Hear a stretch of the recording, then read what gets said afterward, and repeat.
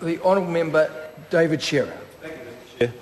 Mr Chair, I just want to take a little bit of exception to what that member was just talking about, because frankly, this last week, Sir Peter Gluckman came out with a very good report on basing legislation and policies on evidence, and evidence has been rather used in a rather ad hoc way in this Parliament today. Let me just look at for example, the road age, the age of driving. If we look at that and we see our road deaths per 100,000 in 2005 is 9.9. It's slightly above the OECD average of 9.5. And we all agree in this House, there is no disagreement in this House that we need to improve road transport. But if you look at the US, these are all countries with a higher road driving age. In the US, 14.7, about five deaths higher than here in New Zealand.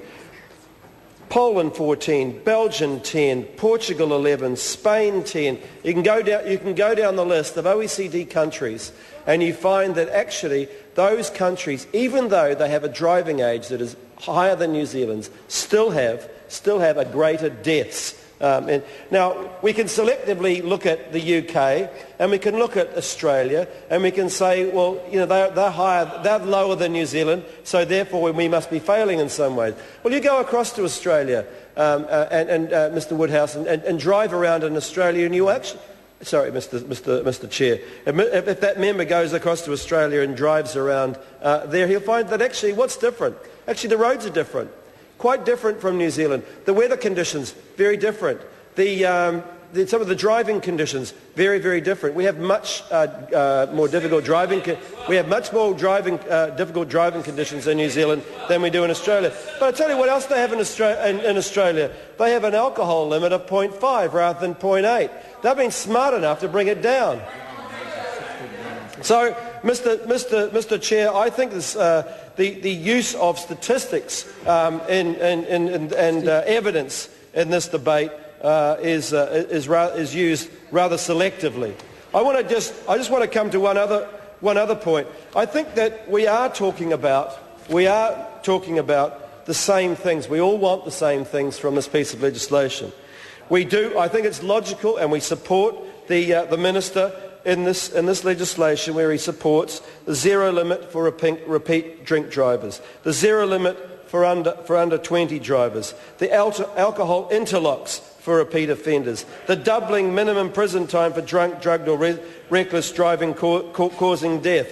We all agree with that. So why is it that we can't, in that list, why is it that we can't also agree on a 0.8 to 0.5 reduction? And the answer is not, Mr Woodhouse, is not actually in the evidence. It's the way that the debate was carried out in this House. And what happened was that the Prime Minister asked for the New Zealand Transport Agency or the Ministry of Transport for an opinion on whether we would be over the legal limit after one glass of wine, and was so concerned what he thought was the answer that he decided that we wouldn't do that. It was all about polls. It wasn't about evidence at all. And then when Darren Hughes put up his conscience, his private member's bill, Mr Key was willing to have a conscience vote, and then he got rolled by his caucus, a la Stephen Joyce, who would have looked rather stupid having stood up in this House and said that he didn't want to have a conscience vote and he didn't agree with it. I would have liked, like Gareth Hughes, I would have liked to have been a member of that caucus to actually find out what went on in the National Party caucus when the Prime Minister did the about face on the conscience vote to a party vote. One other thing, here's the Bay of Plenty Times, journalists from the Bay of Plenty journalists, who said this, who were legal and allowed to drive after this. Here's the article. The front page article today details how 4 Bay of Plenty Times journalists each failed a breath test only after consuming 8 bottles of beer or 5 glasses of wine. one of our female reporters was rolling drunk on wine, and amazingly, she blew under the limit. Importantly, all four thought they should drive. I'll call Carol Beaumont. Mr. Chair.